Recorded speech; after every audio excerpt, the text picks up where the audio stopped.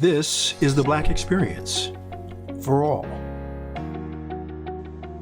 Welcome to the MentorClass. I'm Adam P. Kennedy.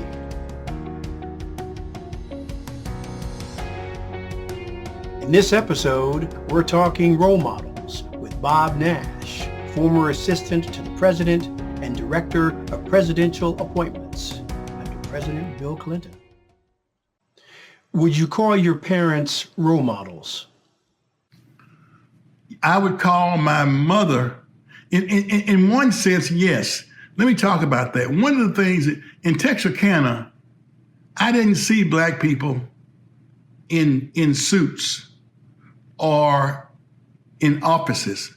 The only people I saw in suits were ministers, Black people. And nobody downtown, nobody was running a company downtown or an organization downtown, none of that. The first thing that ever happened in Texarkana was something called the Model Cities Program. This is one of the forerunners of the Great Society programs, Model Cities.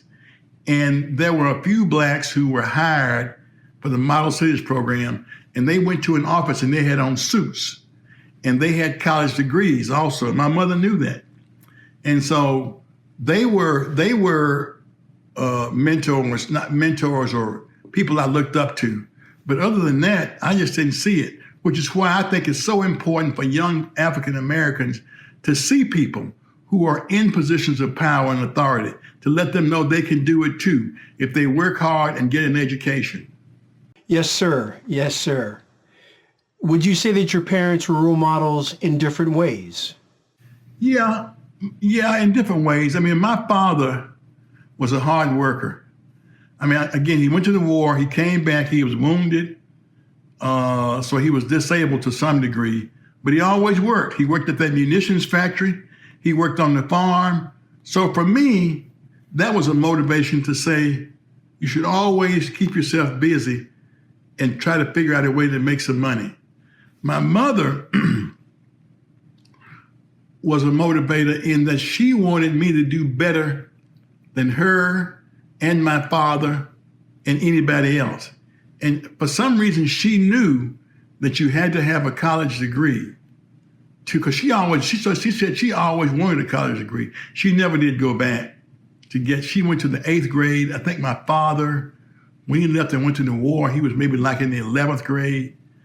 And so they were both mentors and people I looked up to in different ways. Yes.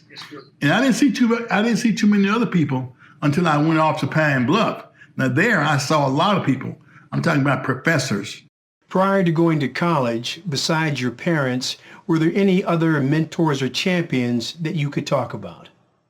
Yes, in Texarkana,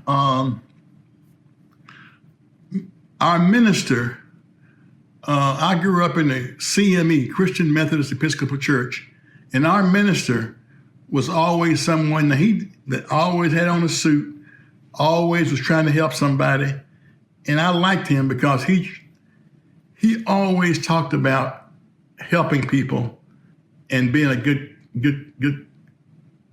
Christian is what he said. And so I looked up to him. And then in later years, after the Model Cities program started, there were a couple of African-American men who worked for the Model Cities program. And I looked up to them. And in fact, my first job, I'll just say this, out of college was at the Model Cities program because I knew people over there. Anyway, so those were people, I didn't have that many people to look up to. I wish I had more. Obviously, being in segregated schools, you had Black teachers, correct? Yes. So tell me, when you first got onto campus, those first few days, being around all these learned professors, students from all across the country, what was that like? Well, at first, I didn't feel like I was afraid that I might not be competitive and might not make good grades. That's one thing I thought.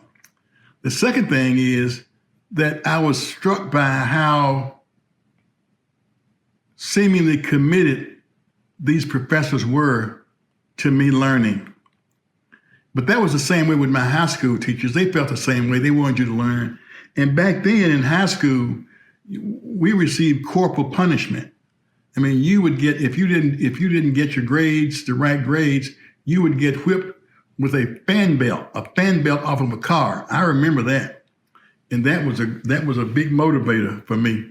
And then if you did something wrong at school, if you got whipped at school, when you got home, you got another whipping. So now in college, I didn't get any of that. So I was glad about that. But I really enjoyed, and I enjoyed the teachers because they had, some of them had master's degrees and some of them had PhDs. And I was like, God, I want to get degrees like that one day. And so I worked hard. I didn't live on campus. I lived off with my aunts, which was good because I didn't play around a lot. I studied hard because I wasn't a top flight student. I wasn't an A student. You might say I was a C+ or a B student. So I did okay, but but they cared about you. And I pushed myself to make sure that I did as good as I could. This is the Black experience for all.